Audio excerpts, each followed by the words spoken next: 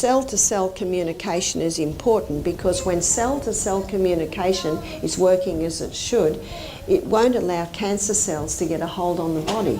Cancer cells get a hold on the body when cell-to-cell communication has actually been compromised and the body doesn't know there's a problem cell there. Can you see that? But if cell-to-cell communication is vibrant, then a cancer cell basically can't get a hold on the body because the communication system says there's a problem there. White blood cells deal with him.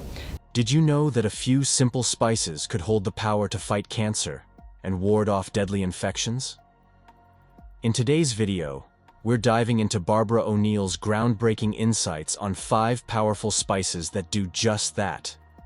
With potent anti-inflammatory and antioxidant effects, these natural ingredients help protect our cells and fortify our immune system.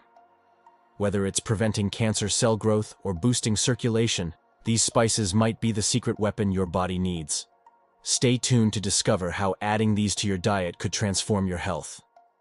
Disclaimer: the information provided in this video is for educational purposes only and is not a substitute for professional medical advice, diagnosis, or treatment.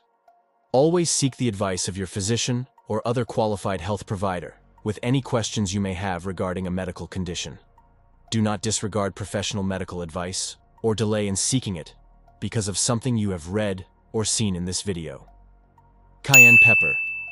Barbara O'Neill is a big believer in cayenne pepper's powerful effects against cancer and infections. The best heart herb is cayenne pepper. I've had some people say to me, but isn't cayenne pepper a stimulant? Well, it's different to all other stimulants because it stimulates the blood. And the blood is the life of the flesh. Anything that stimulates blood is going to be good for the body, because the blood contains the life. Cayenne pepper does 3 things. Cayenne pepper thins the blood. It's a powerful blood thinner. We've had some guests come to us who are on aspirin to thin the blood. The research now is showing that aspirin causes brain bleeds, causes stomach bleeds, and it causes eye bleeds. Cayenne pepper does not cause any bleeds. In fact, if cayenne pepper is going through your arteries and your veins and it finds any bleeding, it'll seal the bleeding blood vessel. How come it can thin the blood and yet seal bleeding blood vessels? Well, God said that He gave herbs for the service of man. So the cayenne pepper comes in and says, where would you like me? I'll thin this blood. Oops, I'll seal off that bleeding blood vessel. It's a powerful herb. The book Back to Eden by Jethro Kloss, he devotes half a page to every herb and he devotes 10 pages to cayenne pepper. It's a powerful herb. Cayenne pepper not only thins the blood, it strengthens the arterial walls. So anyone who has had damage from all the things that we talked about that cause the damage, they can be repaired. And cayenne pepper helps to repair that. The third thing that the cayenne pepper does is it opens the capillaries. So you get a more powerful, effective flow of blood through the whole body. That's what cayenne pepper does.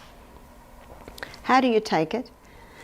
You can begin with 1/4 teaspoon in a little water 3 times daily. If you take it with your meals, it'll certainly help your digestion by boosting even more digestive enzymes. 3 times daily. In the book Back to Eden by Jethro Kloss, there's a couple of testimonies from doctors who have used cayenne pepper. One doctor said it's impossible to abuse it, and the other doctor said it will never cause a lesion. It might feel like it's burning. I like to call it a tickle. But it certainly settles down very quickly. We had a lady at one of our recent health retreats, and she saw the importance of ceasing her blood thinners, but she could not handle the cayenne pepper, so she took it in a capsule form. I think it's a pity to take it in a capsule form, because when you take it by mouth, every part of the body that it touches is benefiting. But it is an option if a person finds it difficult.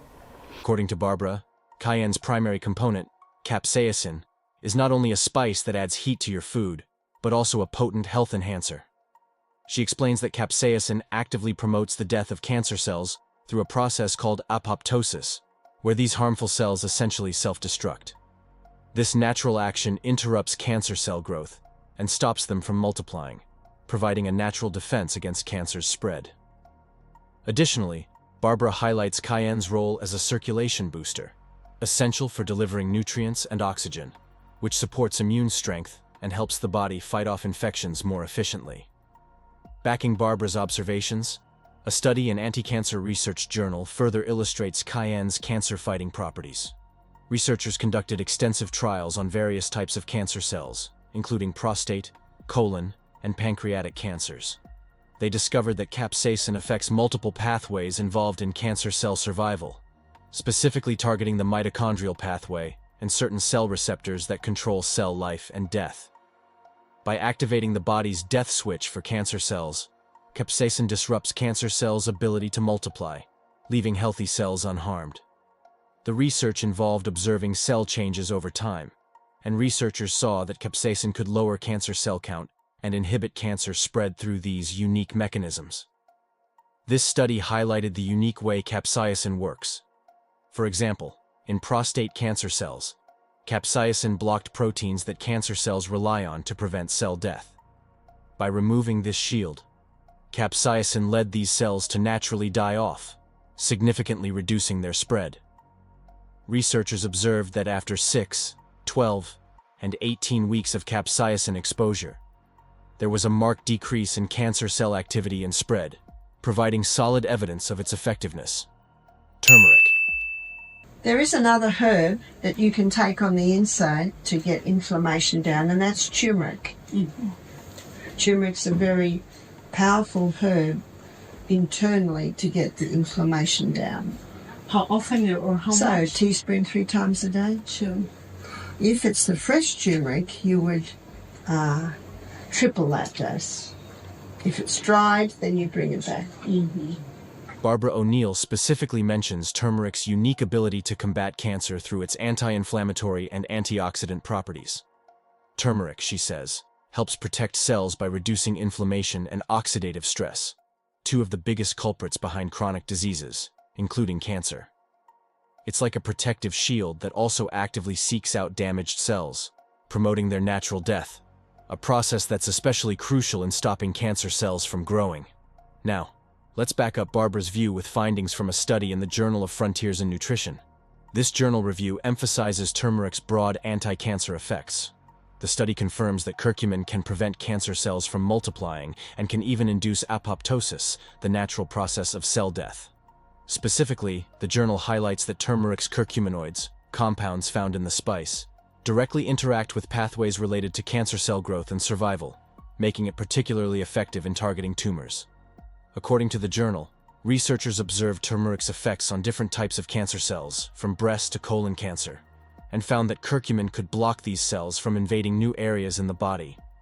This is powerful because it essentially freezes the spread of cancer, giving the body a fighting chance to heal. For example, curcumin reduced levels of inflammatory cytokines, proteins that can worsen cancer. By reducing these, turmeric lessens the environment that cancer cells thrive in, which is why it's so important to include it in our diets. Ginger. Barbara O'Neill emphasizes ginger as a powerhouse spice in fighting cancer and reducing inflammation. Ginger has both internal and external applications, each providing unique benefits. Internally, ginger tea created by steeping a teaspoon of grated ginger in hot water can soothe cold symptoms, ease nausea, and warm the body. For anti-inflammatory use, Barbara recommends ginger for those with arthritis or joint pain due to its strong inflammation-reducing properties. Now we're going to have a look at ginger. Ginger can be used internally and ginger can be used externally. Internally, it's an anti-inflammatory, but it's probably mostly known for its anti-nausea effect. If you buy car sickness or seasickness tablets, it's compressed ginger. Now the easiest way I think to have this is to grate it, So you grate it on that little grater, and you'll grate about a teaspoon, and you put it in a little teapot and pour boiling water on it, and let it sit probably 10 minutes. Now that might be too strong for you, but I love it. I love it like that. If it's too strong, you just water it down a little bit. If someone's very cold, maybe they've been caught out in the cold or something and it's very hard to warm them up, give them a cup of hot ginger tea and it will warm them up very nicely. So it can be used for nausea, it can be used to warm a person if they're chilled or cold. And you saw too, it is one of the recipes in the flu bomb. I was at a function, it was a health seminar, and in the break everyone went and had their herb teas, and there was a girl with a tiny little grater grating ginger. And I said, ginger. She said, I'm an entertainer, I'm a singer. She said, I was in Greece last year and I lost my voice, and a little Greek lady made me a hot ginger tea. She said, I sung that night. So she said, I travel with my little grater everywhere I go. So very nice on a sore throat or hoarse throat. Externally, Barbara explains, ginger paste can be applied to inflamed joints or painful areas, like the lower back, drawing out heat and easing pain. She suggests applying a ginger poultice in the evening, since it pulls heat to the skin, signaling inflammation relief from the joint itself. Ginger's properties make it particularly beneficial for back pain, where heat can soothe, but also potentially worsen inflammation if applied without ginger. Now we're going to look at what you can do with ginger externally. So I always take a plate, and I always take the plastic square. Again, you can use a wool square next to that, but you still need that plastic backing so that it doesn't wet all your clothes, and also so it insulates. So why would I use a ginger poultice? I would use a ginger poultice for an inflamed joint. So the easiest way to remember this is ginger is for joints. So that would be gout, it would be arthritis, also a sore back, an inflamed back. So you do about that much, and then how you make the poultice is you put the left side over and the right side over, and the bottom comes up and the top goes down. So you can see I've made like a little package there. And then I turn that over, and the part that's touching the skin is where you've just got one layer. And the beauty of this little package also is that you've got a few layers behind, so that if it is quite wet, it will help to soak up any drips. Now, if someone has an inflamed joint, say a wrist or an ankle or a knee or toes, we apply the ginger poultice, or even in a sore back, we apply the ginger poultice maybe about 6 o'clock in the evening. And within half an hour, if there's inflammation in there, the skin gets very hot. And then the person has the choice when they're going to bed, is that heat all right? Because if it's too hot, they can just take it off. But if it feels good to them, they can go to sleep. If you put it on just before bed and the skin gets really hot, it could wake up and cause discomfort. But when people have gout or arthritis, the heat is usually very, very nice. And again, for a sore lower back, it's very nice because, again, it pulls the inflammation out of the joint, and the heat relaxes those muscles that tend to cramp whenever there's pain. So I'll tell you the story of a lady who saw my lecture on YouTube. She emailed me the story, and she put the ginger poultice on her sore knee. She was so excited it reduced the pain by 50%. The skin did get hot. You see, all the inflammation's being drawn out. So the next morning she made another one. And then she made another one for overnight, and when she woke up in the morning, the skin was all swollen and blistered. She said, "What have I done?" I said, "You've overdone it." According to a study published in the International Journal of Molecular Sciences, ginger exhibits powerful anti-inflammatory and cancer-fighting effects. Researchers reviewed data showing that compounds like 6-gingerol and 6-shogal in ginger can stop cancer cell growth by triggering cell death and halting cell cycle progression. They observed that when cancer cells, such as those from breast and colon cancers, were treated with ginger compounds, Significant reductions in cancer cell proliferation and tumor sizes occurred, confirming ginger's potent anti-cancer role. Garlic. A lot of people say to me, I eat garlic all the time, and that's great. I think we all eat garlic all the time. But if you want to use it as an antibiotic, 4 raw cloves a day. Not everyone can take that, and if you can't take it, maybe you look at an alternative like your olive leaf extract, which is another excellent antibiotic. So what would you do for a baby? For a baby, you could slice up the onion very finely and put it in a little cloth and bind it to the bottom of their feet. And I have done this quite a lot to my little ones, which are not little ones any longer, when they were little, and my daughters do it to their children. So you get a little cloth like this and a couple of slices of very finely sliced garlic, and let's just pretend that my hand is the little foot, and you would bind it to the bottom of the foot. And then you put the bootie on, or if it's a toddler, then you put the shoe and sock on. It takes 1 minute for 1 drop of blood to go around the whole body. And in about 2 minutes you can smell it on their breath. I used to put it on my son James when he was a little bloke. He used to get a bit of bronchial things, and at the end of the day I'd take his shoes and socks off, and those bits of garlic were yellow and dried out like little bits of dried out leather. There was not a drop left in them. The slicing is the best because the juices release little by little. If you were to put slices of garlic straight onto the feet, it would blister the feet, and that's why the cloth. Even though the juice comes through the cloth, it acts as a little bit of a protection. But I've met a few mothers that have blistered their babies' feet. One lady said she heard about it, so she grated up the garlic, and she said, the whole of my baby's foot is 1 blister. I said, that'll heal, but it's a pity you won't be able to put garlic poultice on for about a week.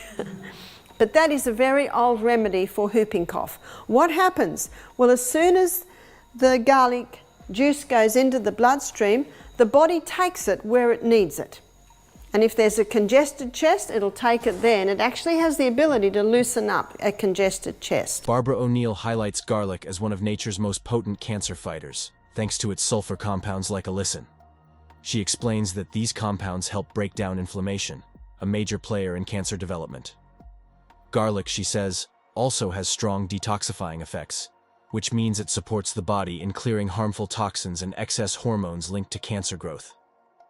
The study from Frontiers in Pharmacology journal confirms Barbara's insights. Researchers found that compounds like diallyl disulfide in garlic actively stop cancer cells from spreading. They do this by breaking down proteins that cancer cells need to grow. The study highlights garlic's particular impact on breast cancer cells, where these compounds help trigger a natural death mechanism in the cells, slowing their spread significantly. This same benefit applies to other cancers, including skin and stomach types, giving garlic a broad anti-cancer profile. For the best results, Barbara suggests working garlic into your meals. Start small with raw garlic in salads or dressings, or try steeping it in hot water for a gentle garlic tea. Black pepper.